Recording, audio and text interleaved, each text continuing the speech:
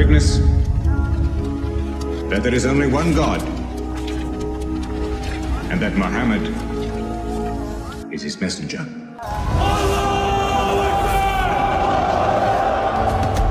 Pope ফ্রান্সিসের মৃত্যুতে কেন হামাস ও হিজবুল্লাহ দুঃখ প্রকাশ করেছে বা সমবেদনা জানিয়েছে, এর পেছনে কারণ কি? সে কি এমন কোনো ব্যক্তি, এমন কোনো পরহেজগার মানুষ যার মৃত্যুতে শোক প্রকাশ করব আমরা? যেমনটা আপনারা জানেন, পোপ ফ্রান্সিস গত 21শে এপ্রিল তার 88 বছর বয়সে মৃত্যুবরণ করেন। তার এই মৃত্যুর জন্য হামাস এবং হিজবুল্লাহকে শোক প্রকাশ করতে দেখা যায়। শোক প্রকাশ করে বিবৃতিও দিয়েছেন ওনারা এই ব্যাপারে। বাংলাদেশে পোপ ফ্রান্সিসের মৃত্যুর কারণে 3 দিন শোক দিবস রাখা হয়েছে। বাহ্যিক দৃষ্টিতে আমরা যা কিছু দেখি সেটাই সবসময় সত্য হয় না। যদিও বা পোপ ফ্রান্সিস ক্যাথলিক খ্রিস্টানদের জন্য খুবই গুরুত্বপূর্ণ এবং সম্মানিত ব্যক্তি।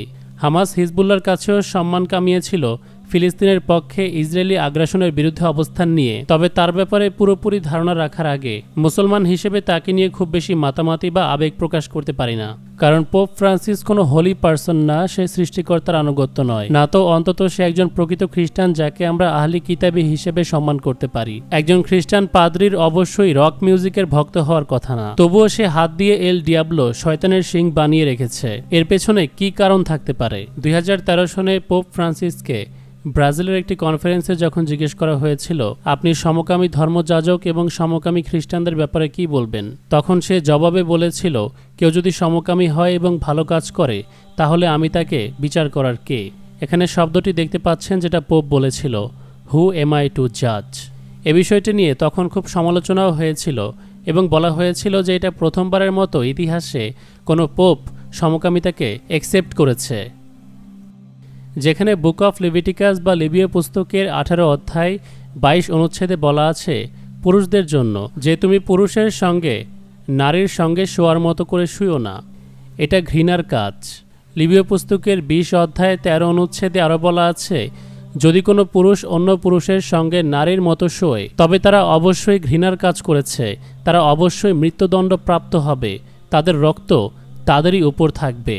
ইসলাম ধর্মে শুধু সমকামীদের বিচার মৃত্যুদণ্ড নয়, খ্রিস্টান ধর্মেও একই রকম। তাহলে একজন ধর্মযাজক হয়ে সে কিভাবে সমকামীদের প্রতি সফট হতে পারে? একটু চিন্তা করে দেখুন। ভ্যাটিকান পোপ ফ্রান্সিসের ব্যাপারে আমাদের আরেকটি যে বিষয়ে জানা উচিত তা হলো সে হচ্ছে ভ্যাটিকানের জেজুইটদের থেকে সর্বপ্রথম সিলেক্ট হওয়া পোপ বা সর্বোচ্চ ধর্মীয় নেতা, সর্বোচ্চ ধর্মীয় গুরু, জেজুইটদের সর্বপ্রথম প্রতিনিধি। জেজুইটদের ব্যাপারে গোটা দাজ্জাল সিরিজেই আমি বলেছি, যারা ভিডিওগুলো দেখেছেন তারা জানেন এই ব্যাপারে। 1600 শতকে তৈরি হওয়া যীশুখ্রিস্টের অনুসারীদের এই দলটি কিভাবে একটি ভয়ঙ্কর সিক্রেট সোসাইটি, গুপ্ত সংগঠনের রূপ নিয়েছিল এবং পুরো বিশ্বকে শাসন করার মিশন হাতে নিয়েছিল। অ্যাডাম উইশেফট যে ইলুমিনাতি সংগঠন 1776-এ তৈরি করেছিল সেও একজন জেজুইট ছিল, ছোটবেলায় জেজুইটদের স্কুলে পড়েছে, জেজুইটদের দ্বারা প্রভাবিত ছিল। ফ্রেঞ্চ রেভলিউশনে এদের প্রভাব ছিল। আব্রাহাম লিঙ্কন, জন এফ কেনেডির মতো গুপ্ত সংস্থা বিরোধীদেরকে অ্যাসাসিনেট করার পেছনে এদের হাত ছিল, এমনটা অনুসন্ধানকারীরা ধারণা করে থাকেন। ভ্যাটিকান সিটি, যেটা খ্রিস্টানদের ধর্ম আলাদা একটি সাম্রাজ্য, যে সাম্রাজ্যের পাদ্রীদেরকে সারা বিশ্বের খ্রিস্টানরা অনুসরণ করে থাকে, সেই পাদ্রীদেরকে জেজুইটরা নিয়ন্ত্রণ করে বিশ্বের সমস্ত খ্রিস্টান ধর্মাবলম্বীদের দিক নির্দেশনা দিতে, খ্রিস্টানদেরকে ধর্মের নামে পথভ্রষ্ট করতে। এই পাদ্রীগুলোকে ইচ্ছাকৃতভাবে এত ক্ষমতা হাতে দিয়ে সিংহাসনে বসানো হয়। সারা বিশ্বে আপনি পোপ ফ্রান্সিসের ক্ষমতা দেখতে পাবেন। সাধারণ বাংলাদেশ দিয়ে যদি উদাহরণ দেই, একটি ইসলামিক দেশ হওয়ার পরেও সে বাংলাদেশে ঢুকলে কি পরিমাণে তাকে নিয়ে উল্লাস করা হয়। তার মৃত্যুতে বাংলাদেশে 3 দিনের শোক প্রকাশ। একটি ইসলামিক কান্ট্রিতে সাধারণত বেধর্মীর জন্য এত কিছু হওয়ার কথা না। জেজুইটদের নিয়োগ দেওয়া পোপের ধর্মীয় ক্ষমতার পাশাপাশি পলিটিক্যাল পাওয়ার থাকা এর কারণ। পোপের গলায় যে চিহ্ন দেখতে পাচ্ছেন IHS, এটা জেজুইটদের প্রতীক। পোপ ফ্রান্সিস মূলত আর্জেন্টিনায় জন্মগ্রহণ করা একজন ব্যক্তি যার ছোটবেলা থেকেই জেজুইট অর্ডারের সাথে যুক্ত হওয়ার প্রবল ইচ্ছা ছিল। ইয়াং বয়স থেকেই ওদের সাথে পোপের ওঠা বসা, তাই তো জেজুইটদের থেকে সর্বপ্রথম পোপ হয়ে ওঠে সে। জেজুইটদের নিয়োগ দেওয়া উভয় হোয়াইট এবং ব্ল্যাক পোপকে একসঙ্গে আপনারা দেখতে পাচ্ছেন। ব্ল্যাক পোপ কি সেটা আমার এই এপিসোড দেখলে বুঝতে পারবেন। এই পিকচারে যিনি আছেন তিনি বিগতকালের ব্ল্যাক পোপ। বর্তমান সময়ের ব্ল্যাক পোপ সবসময় পোপ ফ্রান্সিসের সাথে ছিল। পোপ ফ্রান্সিসকে বিশ্বের পলিটিশিয়ানরা ধর্মীয় গুরু হিসেবে নয়, পলিটিক্যাল লিডার হিসেবে সম্মান করত, কারণ সে সিক্রেট সোসাইটির একজন ক্ষমতাধর সদস্য। সিক্রেট সোসাইটি যে সোসাইটি যিশুর কথা বলে শয়তানের উপাসনা করে। না হলে পোপকে আপনারা LGBTর প্রতি সফট দেখতেন না। গত 2টি পর্বে পর্বে প্রজেক্ট ব্লুবিম নিয়ে বিস্তারিত আলোচনা করেছি। যারা এই প্রজেক্ট নিয়ে কাজ করেছে বা করছে তাদেরই এর সর্বাধিক ব্যবহার করার কথা। আমি যেমনটা বলেছিলাম, যীশুখ্রিস্টকে হলোগ্রামের মাধ্যমে সামনে এনে দেখিয়ে মানুষকে বোকা বানাবে। রানী এলিজাবেথ দ্বিতীয় এবং পোপের বডি ডাবল এবং হলোগ্রাম দিয়ে ওরা এই কাজ ইতিমধ্যে করেছে। গাড়ির ভেতরে দেখতে পাচ্ছেন এলিজাবেথ জোয়ান বয়সে যেমন ছিল তেমনটা এনে বসিয়ে দেখানো হচ্ছে। যে কোনো বয়সের যে কোনো মানুষকে A to Z কপি করে হলোগ্রাম টেকনোলজির মাধ্যমে ফিরিয়ে আনা হচ্ছে। বাইরে থেকে দেখে মনে হচ্ছে যেন ইয়াং এলিজাবেথ ভেতরে বসে আছে। এছাড়াও পোপ ফ্রান্সিসকে হলোগ্রামের সাহায্যে ভক্তদের সামনে নিয়ে আসা হয়।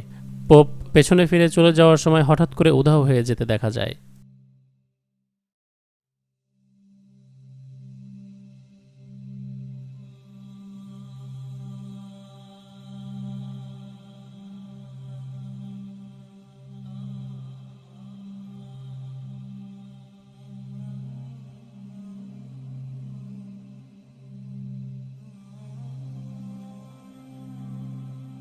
এজন্যই ইউএফও যারা দেখার দাবি করেছিল তারা বলেছে ইউএফও তাদের চোখের সামনে হঠাৎ গায়েব হয়ে যেত, যেমনিভাবে পোপ এখানে হলো, কারণ খুব সম্ভবত এটি হলোগ্রাম টেকনোলজি দ্বারা তৈরি ছিল, যেমনটা রিসার্চারদের অনুমান।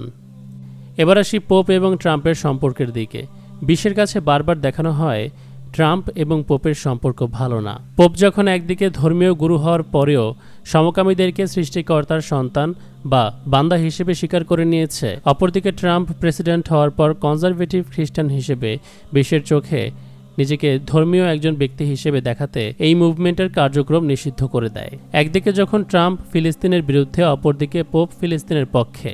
অর্থাৎ এই দুইজন ব্যক্তিকে আমরা একে অপরের বিপরীতে দুই দিকে অবস্থান নিতে দেখি, কিন্তু এটা বিশ্বের চোখে কেবলই একটা ধোঁকা। এই নিউজটা দেখেন, Trump in Rome to join dozens of world leaders at funeral for Pope Francis. বিশেষভাবে উল্লেখ করা দুইটি নাম ট্রাম্প এবং জেলেন্সকি। এরা দুজন পোপের ফিনারেল অ্যাটেন্ড করছে, কারণ এরা সবাই একই জলের মাছ, একই গোয়ালের গরু। যতই আমাদের সামনে দেখাক না কেন যে হ্যাঁ আমি তো শান্তিকামী, আমি পিসফুল পারসন, ফিলিস্তিনের স্বাধীনতায় বিশ্বাসী, যেমনটা পোপ ফ্রান্সিস দেখিয়েছে, যার কারণে হামাস এবং হেজবুল্লাহ পোপ ফ্রান্সিসের মৃত্যুতে ব্যথিত হয়েছে, এটা শুধুই আমাদের সিম্প্যাথি নেওয়ার জন্য, এটা লোক দেখানো, বরং বললে ভুল হবে না হোয়াইট এবং ব্ল্যাক পোপের পরিকল্পনা মোতাবেক বিশ্বের মোড়লরা যেমন ট্রাম্প, জেলেন্সকি এরা যুদ্ধ পরিচালনা করে, মানুষ হত্যা করে। ট্রাম্পের ওপরে যার হাত রয়েছে, যার উস্কানি রয়েছে, সে হলো এই পোপ, যাকে আমরা খ্রিস্টান পাদ্রী মনে করি। সে খ্রিস্টান পাদ্রী নয়, সে জায়নিস্ট এবং লুসিফেরিয়ান সেটানিস্ট। পোপের সাথে ইবলিশ জেলেন্সকির ভালো সম্পর্ক, ইবলিশ ট্রাম্পের ভালো সম্পর্ক।